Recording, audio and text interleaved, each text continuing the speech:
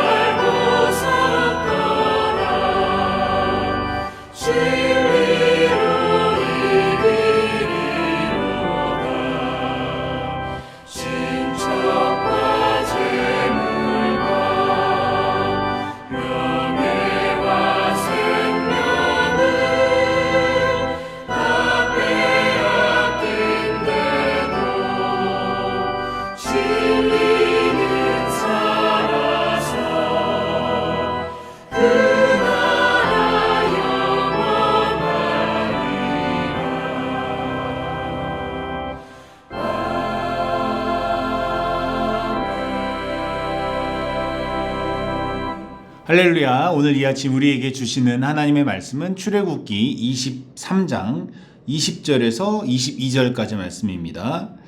20절에서 22절 같이 읽겠습니다. 내가 사자를 내 앞서 보내어 길에서 너를 보호하여 너를 내가 예비한 곳에 이르게 하리니 너희는 삼가 그의 목소리를 청종하고 그를 노엽게 하지 말라. 그가 너희의 허물을 용서하지 아니할 것은 내 이름이 그에게 있음이니라. 내가 그 목소리를 잘 청종하고 내 모든 말대로 행하면 내가 내 원수에게 원수가 되고 내 대적에게 대적이 될지라. 아멘. 우리 주님의 말씀입니다. 자, 오늘은 내가 사자를 내 앞서 보내어. 우리 아까 방금 읽었던 말씀, 내가 내 사자를 앞서 보내어라는 제목으로 함께 은혜를 나누려고 합니다. 자, 지금까지는 우리가 출애굽한 백성들이 19장에서 이제 시내산에서 하나님의 그 회중이 다 모였지 않습니까? 거기서 이제 우레와 번개와 빽빽한 구름이 산 위에 있고 나팔 소리가 매우 크게 들리니라고 이렇게 말하면서 모든 백성들이 그 하나님의 임재를 경험하였습니다. 물론 모든 백성들이 하나님의 임재를 경험했다고 해서 그 하나님의 음성을 직접 다 들은 것은 아닙니다. 모세와 아론만 그 산 밑에 있던 백성들을 떠나서 산 위로 올라갔죠. 그래서 하나님의 음성을 직접 들은 것은 이제 모세와 아론이지만 그것을 하나님께서 백성들에게 알리라고 이렇게 명령을 하셨다는 것입니다. 그래서 이제 19장에서 그렇게 모여서 20장에 우리가 이제 십계명이라고 알려진 그 10가지 율법의 대원칙, 뭐 요즘 말로 치면 이제 헌법을 주신 것이죠. 가장 큰 원칙 10가지를 주신 것이죠. 그리고 20장 이후에 21장부터는 그 십계명에 관련된 여러 가지 자세한 그런 법규들을 이제 일종의 법률이라고 하죠. 요즘으로 치면 그 헌법과 법률, 그 하나님의 원칙인 율법과 법규를 알려주셨다는 것입니다. 이 법규라는 단어가 히브리 원어로는 미시팟이라고 하는데요. 영어로는 보니까 NIV 버전에는 the laws라고 하고 이제 ESV 버전은 the rules라고 합니다. 어쨌든 이 율법과 계명이라고 하는데 이것들은 소위 말해서 우리의 삶에서 지켜야 될 구체적인 법률들, 뭐 예를 들면 제단에 관한 법, 종과 그 주인에 관련된 법, 뭐 폭행을 했으면 어떻게 하라는 법, 소유물의 책임과 배상에 관한 법, 도덕적으로 어떻게 사는 것이고 재판은 어떻게 해야 되며 사회 정의와 사회 공의는 어떤 것인지 뭐 그런 것들을 지금 십계명 이후에 쭉 지금 설명을 하고 있습니다. 그리고 마지막으로 이 모든 이스라엘 백성이 하나님을 어떻게 섬겨야 되는가, 특히 이제 모든 이스라엘 남자가 3가지를 지키라고 하지 않습니까? 3가지 절기, 무교절 혹은 뭐 유월절, 그다음에 맥추절, 그리고 수장절, 이 절기를 끝으로 모든 기초적인 하나님의 백성으로서 살아가야 될 또는 지켜야 될 명령과 규례를 이제 설명을 마무리하는 것으로 오늘 이 23장이 끝이 납니다. 자, 그렇다면 이 일종의 헌법이라고 할 수 있는 십계명, 그리고 그에 대한 자세한 법률이라고 할 수 있는 이 미시팟 법규들을 이렇게 하나님께서 세부적으로 자세하게 설명하시면서 이 히브리 사람들에게 지키라고 명령하신 이유가 무엇일까요? 그것은 바로 애굽의 노예 혹은 넓게 보면 죄의 종노릇하던 이 이스라엘 사람들, 히브리 사람들이 이제는 그 출애굽을 한 다음에 하나님의 백성답게 살라고 그 하나님의 백성다운 것이 무엇인지 그 모범 답안을 주신 것입니다. 예전엔 너네가 그렇게 살았지만, 너네 원하는 대로 혹은 너네 환경대로 살았지만 이제는 하나님의 백성답게 이렇게 사는 것이 거룩한 삶이고 이렇게 사는 것이 하나님이 원하시는 삶이다. 그 모범 답안을 이 십계명과 그 법규들로, 율법과 규례로 주신 것이란 말이죠. 이제는 전혀 달라진 삶, 하나님의 백성에 맞는 그 자격, 조건, 그 생활 규칙을 알려주셨다는 사실입니다. 그렇게 해서 19장부터 23장까지가 그런 내용이 쭉 나가고 이제 내일 24장에 가면은 이 하나님께서 이 이스라엘 백성과 이 조건들, 규례들, 율법들을 가지고 이제 언약을 맺으십니다. 그를 피를 뿌리면서 그런 어떤 계약, 그런 셀러브레이션을 하시면서 언약 혹은 계약을 맺으시는 게 내일 이제 나옵니다. 그 유명한 이제 신의 언약인 것이죠. 그리고 그 증거로 이 백성과 언약을 맺으신 다음에 율법과 계명을 친히 기록한 돌판을 주시는 것입니다. 자, 그래서 오늘 설명하는 이 언약을 체결하기 전 이 23장에 여러 가지 법규와 규례와 율법들을 설명한 다음에 오늘 우리가 읽었던 이 본문 23장 20절에서 22절에 있는 이 마지막 명령이 그렇기 때문에 매우 중요한 것입니다. 우리도 누군가와 뭐 계약을 할 때 그 조건과 뭐 이득이 어떻게 되는지, 옵션이 어떻게 되는지 꼼꼼히 따져보지 않습니까? 뭐 차를 살 때나 집을 살 때 그러잖아요. 마찬가지로 오늘도 이 23장 20절에서 23절이 바로 이 율법과 계명을 주어진, 그것을 이제 하나님으로부터 받은 이 백성들이 하나님의 백성이 되겠습니다, 그 율법들을 지키겠습니다라고 사인하는, 체결하는 그 순간이라고 하는 것입니다. 그러므로 인해서 이것을 받아들이면, 그 하나님의 조건을 받아들이면, 하나님의 규례를 받아들이면 하나님께서 어떻게 해주시겠다라는 그 약속, 축복, 우리 요즘 말로 치면 베네핏을 이제 하나님께서 설명해 주신다는 사실입니다. 어떤 복을 받으며 또 그 복을 받기 위해 이 이스라엘 백성은 어떤 조건, 어떤 옵션을 가져야 되는지 그것을 한 절 한 절 우리가 좀 살펴보기로 할 텐데요. 우선 하나님께서 복을 주시겠다, 축복을 주시겠다, 이런 베네핏을 주시겠다, 이것은 오늘 우리 제목이기도 한 여호와의 사자, 하나님의 사자에 대한 약속이라고 등치시켜도 전혀 무방할 것입니다. 다시 말해서 하나님의 사자를 보내서 이 백성과 함께 하시겠다는 것이 하나님이 주시는 가장 큰 축복이고 그 백성에게 주신 하나님의 약속의 전부라는 사실입니다. 20절과 21절을 한번 같이 살펴봤으면 좋겠는데요. 한번 같이 읽어볼까요? 시작. 내가 사자를 내 앞서 보내어 길에서 너를 보호하여 너를 내가 예비한 곳에 이르게 하리니 너희는 삼가 그의 목소리를 청종하고 그를 노엽게 하지 말라. 그가 너희의 허물을 용서하지 아니할 것은 내 이름이 그에게 있음이니라. 아멘. 이 말씀의 핵심은 하나님의 백성이 되려는 너희의 앞길을 두려워하지 말라. 내가 예비한 그 땅으로 너희를 다 인도할 것이다. 너희가 이 사인을 하면 내가 그 땅으로 잘 인도할 것인데 그 율법과 규례를 잘 지키는 너희가 여호와의 사자, 하나님의 사자가 미리 가서 너희를 도우시고 보호하시고 함께 하신다는 약속을 지금 주신다는 말씀입니다. 그러기 위해서 우리가 행해야 될 것은 그분의 목소리를 청종하고 그분을 노엽게 하지 말고 그분께 회개해야 된다는 것입니다. 왜냐하면 그분이 우리의 죄를 용서하시는 분이기 때문이죠. 오늘 이 성경에 이제 내가 사자를 내 앞서 보내어 여호와의 사자를 보낸다고 하셨는데 이 구약 성경, 특히 성경 전체에도 나와 있지만 특히 구약 성경에 보면 이 여호와의 사자 혹은 하나님의 사자, 영어로 하면 the angel of the Lord, 이 여호와의 사자라는 말이 곳곳에 등장을 하는데요. 특히 이 사자라는 말이 라이언 이 사자 아닌 거 아시죠? 이 사자라는 것은 히브리 말로 보니까 말르악, 멜릭 이렇게 표현하는 단어입니다. 일반적으로 이 사자는 특별한 메시지를 전하도록 보낸 사람, 보낸 메신저. 그러니까 이제 일반적으로는 이제 천사인 경우가 많고요. 그 천사가 그런 역할을 할 때는 그 천사의 역할이 무엇인지, 즉 하나님의 뜻을 이렇게 전한다라는 역할을 분명히 밝히고 또 천사의 이름을 간혹 또 밝히는 경우가 일반적입니다.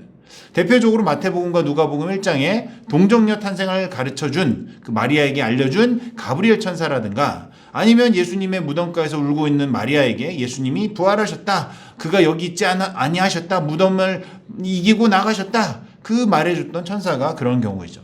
이런 경우는 신약 성경에 특히 명확하게 이제 천사, 이제 헬라어 원어로는 앙겔로스라고 하는데요, 천사라고 분명히 밝히고 있습니다. 그러나 천사라는 단어를 쓰기보다는 하나님의 사자다라고 말할 때, 특히 구약 성경에 이 여호와의 사자라는 단어가 45번 정도 나온다고 하는데요. 대부분의 본문은 이 하나님의 말씀을 전하는 심부름을 하는 천사 혹은 메신저라기보다는 그런 피조물로서의 천사라기보다는 구약 성경에서는 대부분이 하나님 스스로가 직접적으로 현현하신 하나님 자체, 그분이 하나님이 직접 나타나신 경우를 말할 때 여호와의 사자라고 말하는 경우가 많다는 것입니다. 이는 매우 좀 조심스럽고 해석이 할 때 어려움이 있는 좀 까다로운 주제이기도 한데요. 어쨌든 이 그냥 단순한 천사, 피조물인지 하나님 스스로가 나타난 것인지 이 여호와의 사자라는 말에 구별하기가 쉽지는 않지만 적어도 구약 성경에서는 이 대부분이 어떤 메신저라기보다는 하나님이 직접 나타나신 경우가 많다라고 이제 대부분의 신학자들이 해석을 합니다. 이것은 결국은 이제 삼위일체에서 하나님이신 그분, 즉 아직 성육신으로 이 땅에 오시지 않은 그리스도를 말한다. 아직 이 땅에 인간의 몸으로 입고 오시기 전에 구약에서 그리스도께서 현현하신 경우를 주님의 사자라고 말하는 경우가 많다는 것이죠. 이것을 우리가 알아보는 방법은 의외로 간단한데요. 성경에 나타난 이 여호와의 사자라는 단어가 단순하게 하나님의 메시지를 전하는 것인지 아니면 자신이 하나님의 성품을 가진 자라고 그런 부연 설명을 하는지를 보면 우리가 조금 구분을 할 수가 있다는 것입니다.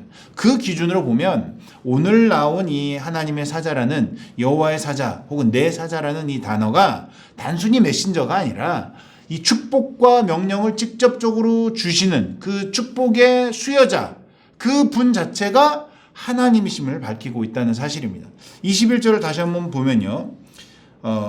너희는 삼가 그의 목소리를 청종하고 그를 노엽게 하지 말라. 그가 너희 허물을 용서하지 아니할 것은 내 이름이 그에게 있음이니라. 하나님의 이름이 그 여호와의 사자에게 있다. 다시 말해서 이 여호와의 사자라고 하면 우리가 그분의 말씀을 따라야 될, 즉 청종해야 될 대상이시면서 또한 우리가 경배하고 예배해야 될 대상, 또 우리의 죄를 용서하시고 우리의 허물을 다 도말하시는, 우리를 용서하시는 분이라는 거죠. 그러니까 이분은 여호와의 사자라고 말하지만 결국은 하나님 자신이신 것입니다.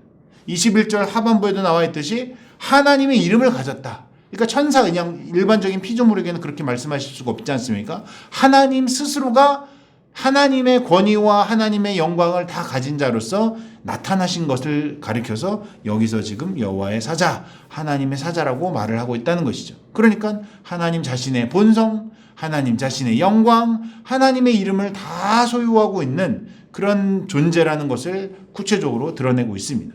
그러므로 오늘 우리가 지금 이 여호와의 백성으로, 하나님의 백성으로 계약을 맺기 일보 직전인 이 백성에게 주시는 하나님의 약속, 축복, 베네핏이란 무엇이냐? 하나님이 친히 그 이스라엘 백성에게 동반자가 되시고 그 이스라엘 백성과 함께 하시며 사자가 되어서 그 백성의 앞길을 먼저 가셔서 그 모든 일들을 도우시며 보호하시며 지키신다는 약속이라는 사실입니다. 이 구절에 대해서 D.A. 칼슨이라든가 조엘 비키, 아니면 해리슨 같은 유수의 복음주의 신학자들이 이분은 성육신전부터 언약을 성취하기 위해서 중보자로 보내심을 받은 성자 하나님이 바로 이 구약에 나타난, 이 본문에 나타난 하나님의 아들, 즉 하나님의 사자였다라고 기록하고 있다는 사실입니다. 출애굽기 3장에서 떨기나무 가운데서 하나님의 사자로 나타나신 그분, 하나님 스스로가 나타나신 분, 또 창세기에서 아브라함에게 또는 창세기 16장에 그 하갈에게 나타나신 그 여호와의 사자가 동일하신 하나님, 우리가 알고 있는 그 삼위일체 하나님의 특별히 그리스도께서 현현하셔서 이 땅 가운데 우리 가운데 나타나셨다는 사실입니다. 한국교회의 큰 어른이시기도 한 그 박윤선 박사님이 이 구절에 대해서 뭐라고 주석을 하셨냐면요. 그러므로 여기 관설된 사자는 벌써 창세기에 여러 차례 나온 여호와의 사자를 말함인데 그는 피조물이 아니고 그리스도이시다.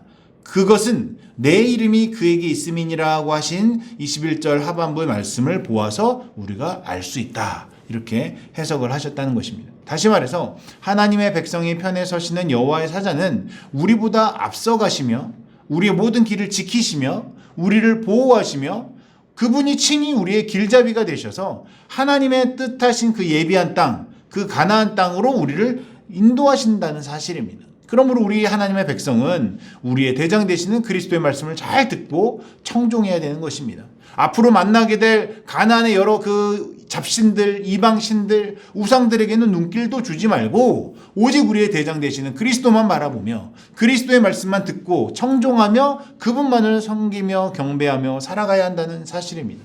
그럴 때 그분이 친히 우리에게 최고의 파트너, 최고의 길잡이, 최고의 보호자, 가장 힘이 되시는 그야말로 진짜 주님이 되시는 것입니다.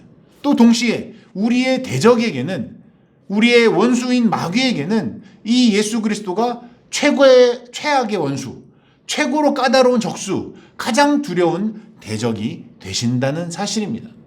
이것은 이제 마치 비유를 들자면 우리 손흥민, 우리 국가대표 우리 주장 있지 않습니까? 축구선수 손흥민이 우리 편, 예를 들면 대한민국 팀이라든가 손흥민이 소속인 토트넘이라든가 이런 우리 팀에게는 가장 든든하고 안심이 되고 좋은 그런 선수이지만 상대팀에게는 뭐 특히 손흥민의 천적이 이제 아스날이라는 그 영국의 팀이 있는데 아스날 팀이거나 우리 대한민국과 싸우는 그 상대편에게는 가장 까다로운 천적 중에 천적, 완전 골칫덩이, 완전 까다롭고 가장 무서운 에이스가 되는 것이죠. 그러므로 하나님이 우리 편이 되신다, 하나님이 우리 길에 앞서가신다, 이 말처럼 우리에게 큰 위안과 평안이 되는 말이 없다는 사실입니다. 그러므로 이 약속 뒤에 일어나는 그 하나님의 축복의 어떤 예시들, 뭐 예를 들면 우리들의 양식에, 우리들의 물에 복을 내리시고 우리의 병을 제하시고 하나님의 위엄을 나타내시고 뭐 우리의 대적들한테는 왕벌을 보내시고 뭐 이런 내용들이 쭉 나오는데요. 그 모든 축복, 그 모든 베네핏들은 부수적인 것이라는 거죠. 가장 중요한 것은 하나님이 우리 쪽에 계신다, 내 편이 되신다, 하나님이 나의 사이드에 계신다, 그러므로 나의 대적들에게는 가장 큰 원수가 되신다는 것이 가장 우리에게 위안과 힘이 되는 말씀이라는 사실입니다. 결론을 맺겠습니다. 오늘 우리가 불렀던 찬송가 585장 내 주는 강한 성이요, 아마 잘 아시는 분은 아시겠지만 바로 종교개혁의 등불을 들었던 그 마틴 루서가 이 시편 46편의 말씀을 기초로 이 그 독일 민요에다가 이 가사를 붙인 찬송입니다. 그 가사를 보면요, 1절에 내 주는 강한 성이요 방패와 병기 되시니 큰 환난에서 우리를 구하여 내시리로다. 옛 원수 마귀는 이때도 힘을 써 모략과 권세로 무기를 삼으나 천하에 누가 우리 주님을 당할소냐. 2절, 이 하나님의 그 은혜, 내 주의 강한 성을 얘기할 때 2절이 하이라이트인데요. 내 힘만 의지할 때는 패할 수밖에 없도다. 힘 있는 장수 나와서 날 대신하여 싸우네. 이 장수가 누구냐? 날 대신하여 싸운 이 장수 누군가? 주 예수 그리스도, 만군의 주로다. 당할 자 누구랴? 반드시 이기리로다. 이 땅에 마귀들 들끓어 우리를 삼키려나 겁내지 말고 섰거라. 진리로 이기리로다. 모든 재물과 명예와 생명을 다 빼앗긴데도 진리로 살아서 그 나라 영원하리라.